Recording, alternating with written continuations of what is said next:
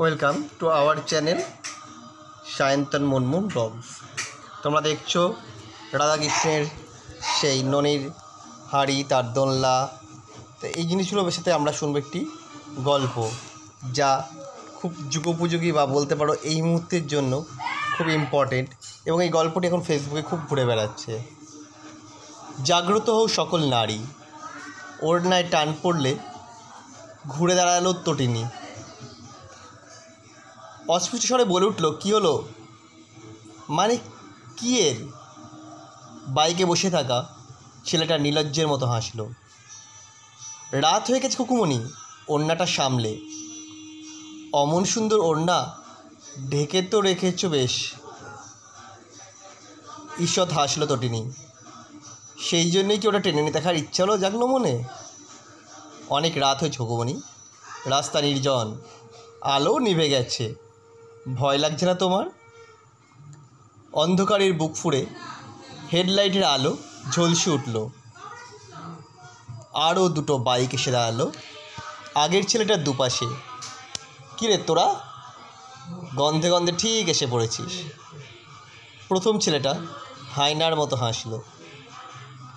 কি কুকুমনি, এবার ভয় করছে তো? না, ভয় করবে কেন? তোমরাও তো আমার মতোই মানুষ। রাতের রাস্তায় তোমরা যদি বাইক নিয়ে দাপিয়ে বেড়াতে পারো, তাহলে আমিও তো পথে হাঁটতে পারি। বাইক তোমাদের নিজস্ব হলেও রাস্তাটা কারোর একার নয়। বাবা, খুকুমনি চেহারা হলেও মুখে বেশ বুলি ফুটেছে দেখছি। আমাদের দেখলে অন্য মেয়েরা পালিয়ে যায়। তুমি দেখছি বেশ সাহসী আছো। পাশে দাঁড়ানো বাইক থেকে পা নামিয়ে অকারণে রাস্তা ঘষে হাতে ব্রেসলেট পরা ছেলেটি বলল, রোজকার নেতানো মুড়ি দেখে দেখে চোখ পচে গেছে মাইরি। এমন খাপ খোলা তরোয়াল সামনে থাকলে তো খেলা জমে। তিনটে ছেলে বিচ্ছিরভাবে হেসে উঠল। এক অশুভ আভাস যেন ছড়িয়ে গেল রাতের আকাশে। মেয়ে মানে দুর্বল, এই ভুল ভাবনাটা লালন না করাই ভালো। কাজের সূত্রে আমাদেরকেও রাতে ডিউটি দিতে হয়, প্রয়োজনে গভীর রাতেও বাড়ি ফিরতে হয়। আসি। যাই হোক, অনেকটা সময় নষ্ট হলো। ধীর পায়ে হাঁটতে শুরু করে তটিনী। খুকুমনি বোধহয় আমাদের উপর রেগে গেল। এই তো বেশ জমিয়ে গল্প হচ্ছিল, এখন আবার যাওয়াই কথা কেন? এসো, আজ আমরা সারা রাত জমিয়ে গল্প করি। না, এবার ফিরতে হবে, কাল সকালে ডিউটি আছে। অবিচলিত কণ্ঠে বলল তটিনী। মনে হয় খুকুমনি ভয় পেয়েছে রে। অবশ্য ভয় না পেলেও আমাদের কেমন কেমন লাগে। বাইক ঘুরিয়ে প্রথম ছেলেটা আড়াআড়িভাবে রাস্তা আটকে দাঁড়ালো।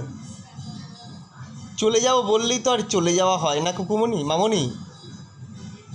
অন্ধকারের রাস্তা দিয়ে হাঁটতে হলে আমাদের ট্যাক্সও দিতে হয়।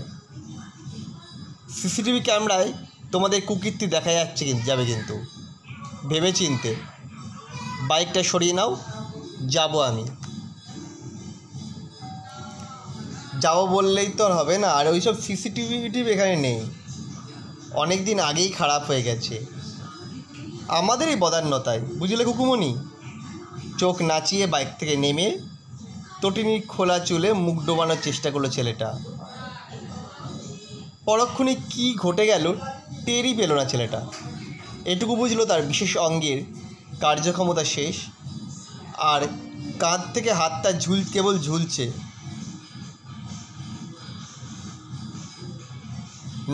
নড়াচড়া করানোর ক্ষমতা নেই। আর দ্বিতীয় ছেলেটা স্পিডে বাইক নিয়ে এলো। চোখে তার আগুন জ্বলছে। এখনই তটিনীকে পিষে দেবে। অদ্ভুত কায়দায় ভল্ট দিয়ে এক লাথি কষালো সে। ঘুরপাক খেয়ে দামি পোর্স বাইক সমেত আরোই ছিটকে পড়ল রাস্তায়।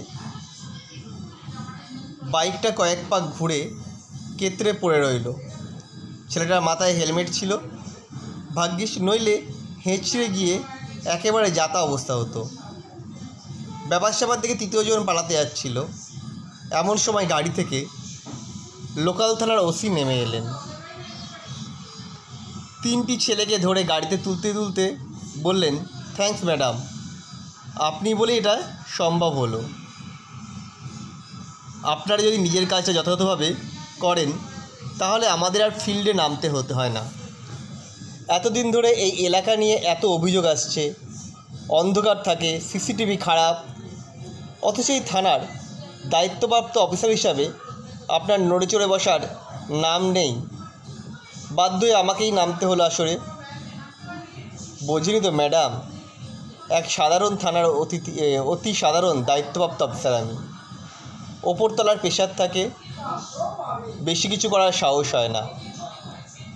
3জনে কাল কোর্টে প্রডিউস করুন, বাকিটা আমি দেখে নেব। কোনো প্রেশার এলে আমায় ফোন করবেন। ভালো কথা, ছেলেটার হাত বোধ হয় কাঁধ থেকে বিচ্ছিন্ন হয়ে গেছে, হসপিটালে নিয়ে গিয়ে চিকিৎসা করিয়ে নেবেন।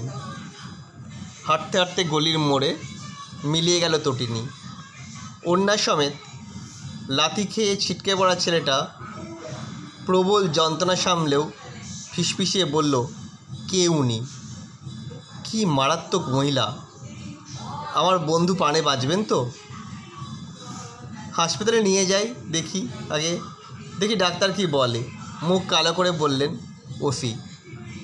স্পেশাল ব্রাঞ্চে আছেন উনি, IPS রেবতী চ্যাটার্জি। আমাদের এবার আর মা লক্ষ্মী সরস্বতী হলে চলবে না, সকল মেয়েদের মা কালী, মা চামুণ্ডার রূপ ধরতে হবে।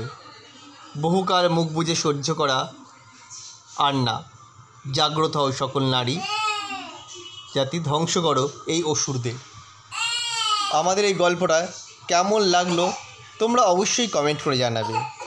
আর তার সাথে এই যে নাড়ুগোপালের হাঁড়ি, কৃষ্ণের হাঁড়ি, সেটা কেমন লাগলো, কেমন হয়েছে সেটা অবশ্যই জানাবে। তোমাদের মেসেজ, তোমাদের কমেন্ট মুনমুনকে আরও নতুন কিছু করার প্রেরণা দেয়, আর আমাকেও নতুন নতুন গল্প বলতে সাহায্য করে। তাই তোমাদের কমেন্টগুলো আমাদের জন্য ভীষণ ভীষণ জরুরি। আজ দেখতে থাকো আমাদের কৃষ্ণের সেই ময়ূরের পালক তৈরি হচ্ছে, এবং এরপরে সমস্তটা আমরা একসাথে প্রেজেন্ট করবো, যেটা একদম প্রথমে তোমরা দেখেছিলে সেইভাবে সমস্তটা সাজানো হবে, যেটা তোমরা পরবর্তীকালে জন্মাষ্টমীতে এভাবে ডেকোরেশন করতে পারো ঘরের। তাহলেই দেখবে খুব সুন্দর লাগবে। ঘরের সামান্য কাগজ দিয়ে তৈরি জিনিসটা দেখো কীরকমভাবে আমরা ডেকোরেশন করেছিলাম জন্মাষ্টমীতে। কৃষ্ণ আছেন দোলায় চেপে, আর তার দুপাশে সাজসজ্জা, কৃষ্ণের হাঁড়ি, মাখন সবই আমরা করেছিলাম সুন্দরভাবে। যা তোমাদের ভালো লাগলে অবশ্যই আমরা বাজিত হব। আর এই ধরনের ভিডিও পেতে চ্যানেলটা সাবস্ক্রাইব করে রাখবে, আর আমাদের কমেন্ট করতে কোনো ভুলবে না।